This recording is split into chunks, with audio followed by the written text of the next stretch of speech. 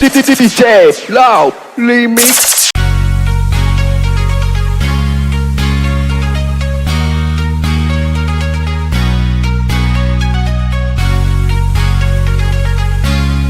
น้องคือว่าจังสันคิดผิดให้คิดไหมเห็นอายเป็นคนจังสีแต่อายก็มีหัวใจหักแล้วหักเลยบ่เคยคิดตัวผู้ใดหากว่าน้องมีใจก็ทักแชทไอ้มาเด้อผู้โสดอยู่เบิดมือกับบ่มีไผทัก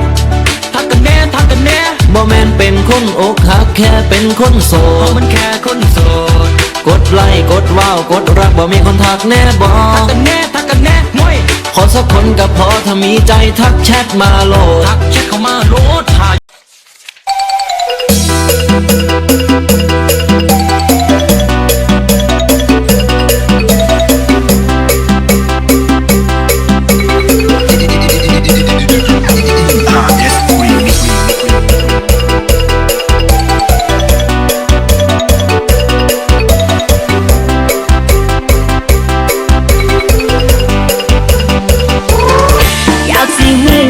มีไผสิมาจริงใจกับคนจังคอยน้อยนี่น้อยนี่น้อยอยากสิหูสิมีผู้ใดสิมามักคอยจริงจังอีหลีแม่แม่อีพ่ออีแม่ผู้โสดอยู่เด้ออยากมีไผสักคนเข้ามาสร้างสัมพันธ์ให้ยืดยาวผู้โสดอยู่เด้ออยากได้เจ้ามาเป็นผู้สาวสิมีบ่จักคนที่เข้าใจ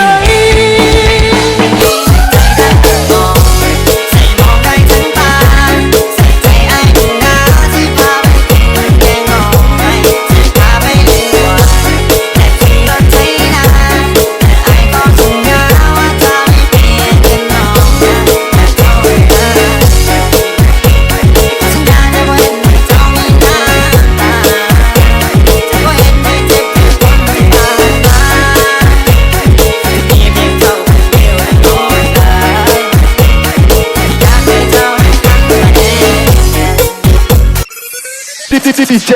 Loud Remixเจอกับเธอในวันที่ฉันไม่เหลืออะไรเธอจะรับได้ไหมในวันที่ฉันไม่มีอะไรเหลือไอ้คนคิดไม่ดีตาดีนั้นอยู่ลำบากเอาอย่างมาแพงเงินทองไม่พอใส่จะมองกันที่ภายนอกก็มองกันที่ภายในโปรดมองกันที่ใจมองให้ถึงข้างในที่น่าจะไม่มีแต่ฉันก็มีหัวใจของฉันให้เธอที่ฉันต้องบอกในชีวิตตอนนี้มีเพียงแค่เธอเท่านั้นโปรดอย่าทิ้งมันกันจะไม่หัวใจฉันมีแค่เอาให้มันสุดๆแล้วอยู่ที่คำว่าซอเศร้าอย่าไปสนคนก็ดีหาเอาไม่มือใดกันใดแค่คนที่มันใจร้ายปล่อยให้เขาตายกินสาสดแบบนี้คือเพียงเท่า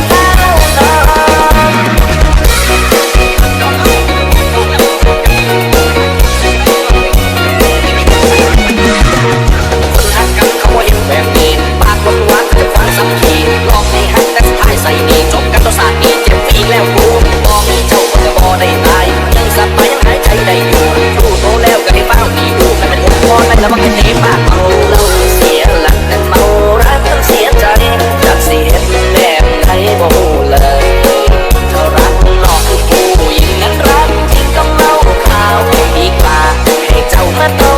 กันแค่เอาให้มันสุดๆแล้วอยู่ที่คำว่าซอเศร้าอย่าไปสนคนก็ดีหาเอาไม่มือใดกันใดแค่คนที่มันใจร้ายปล่อยให้เขาตายกินสาสดแบบนี้คือเพียงเท่านั้น DJ Loud Remix สอบกันมาตั้งแต่มา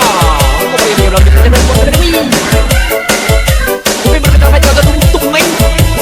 อ๋อเราจะไปเจอกันตุ้มไหมตุ้เล็กติ๊กเข้าเลยจะมาทำอย่างนี้นะนึกว่าตัวเองดีแค่ไหนที่เธอจะมาทำมันใจนะใจของฉันมันทั้งวันวันทองวันจำและทำไม่เคยจำไม่เคยคิดว่ามันดีที่เธอทำแต่ใจของฉันมันเดินทนทอนมันนานมันรำคาญมันไม่ไหวนะรถไม่มีน้ำนั้นไม่มีนะตอนที่มีโจ